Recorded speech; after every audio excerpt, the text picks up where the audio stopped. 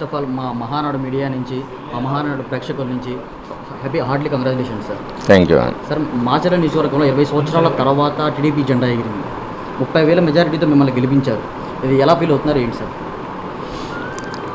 అంటే ప్రజలు ఏ విధంగా అణిచివేయబడ్డారు, ప్రజలు ఏ విధంగా దోపిడీకి గురి కాబడ్డారు, ప్రజలు ఎన్ని ఇబ్బందులు పడ్డారు, ఎంత కసిగా ఉన్నారు ఈ అరాచక పరిపాలన పట్ల అని చెప్పేసి ఈ ఉదంతం రాష్ట్ర వ్యాప్తంగా ఒక మాచర్లే కాదు రాష్ట్రం మొత్తం కూడా తిరగబడి వైసీపీ పార్టీకి చెప్పు దెబ్బలు కొట్టింది.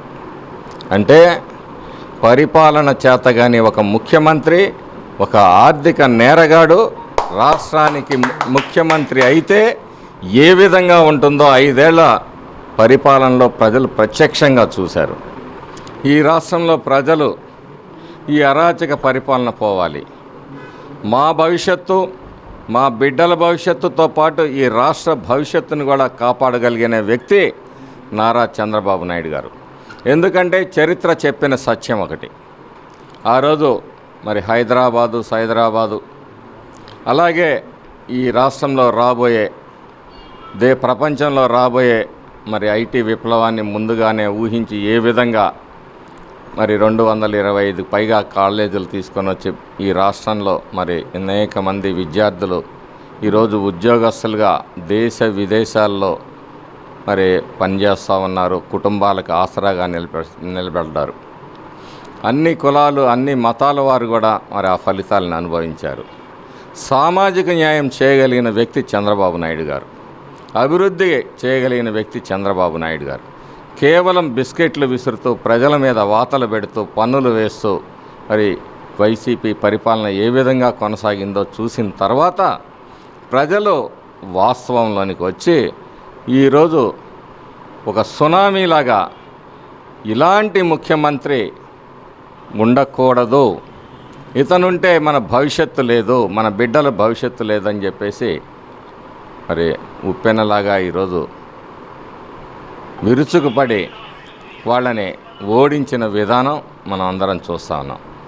10 సీట్లకు పరిమితమైనారు అంటే ఈ వైసీపీ నాయకులు తక్షణం పార్టీని రద్దు చేసుకొని ఇళ్లల్లో మూసుకొని కూర్చోవటం మంచిదని చెప్పి సందర్భంగా చెప్తా ఉన్నా. సార్, మొన్న జరిగిన ఎలక్షన్ కౌంటింగ్ అప్పుడు పగలగొడతాం కానీ లేకపోతే అక్కడ ఉన్న ప్రజలను ఓటర్లను భయభ్రాంతులకు గురి చేశారు. అంతమంది ఉన్న పిన్నెల్లి రామకృష్ణారెడ్డి అధికారులు ఉన్నప్పుడు ఎంతమంది బలయ్యారో మన రీసెంట్గా వాస్తవాలు బయటకు వస్తున్నాయి. వీటిని జులకంటి బ్రహ్మారెడ్డి గారు వాళ్ళ కుటుంబాలను ఎలా ఆదుకోబోతున్నారు, ఎలాంటి న్యాయం చేయబోతున్నారు?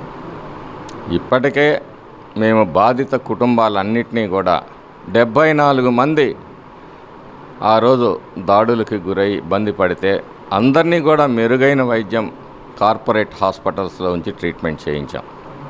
భవిష్యత్తులో కూడా ఎవరైతే పార్టీ కోసం మరి నిలబడతారో వాళ్ళందరికీ కూడా భరోసా ఇస్తాము, ఆ కుటుంబాలని ఆదుకుంటాము. అంతేకాదు తెలుగుదేశం పార్టీ రాబోయే రోజుల్లో కార్యకర్తల కోసం ఒక బృహత్తరమైన ఒక ప్రణాళికను రచిస్తుంది. కార్యకర్తలే మా పార్టీకి జీవనాడని మాకు తెలుసు.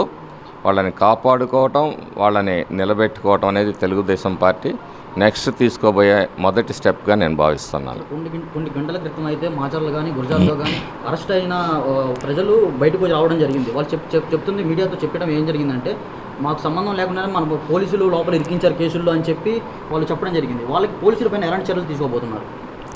ఎవరైతే అక్రమ అరెస్టులు తప్పుడు కేసులు పెట్టారో, కొంతమంది దోషుల్ని వదిలేశారో వాళ్ళందరి మీద కూడా ఈరోజు ఏదైతే దాడులు జరిగాయో అన్నిటినీ కూడా సమీక్షిస్తాము, తగిన విధంగా చట్టపరమైన చర్యలు తీసుకుంటాము. అధికారులు ఎవరైనా సరే తప్పుడు దోవన నడిచుంటే తగిన ఫలితం కూడా అనుభవిస్తారు. ఇందులో మాత్రం ఎటువంటి సందేహం లేదు. ఈ వీడియో నచ్చితే లైక్ చేయండి, షేర్ చేయండి.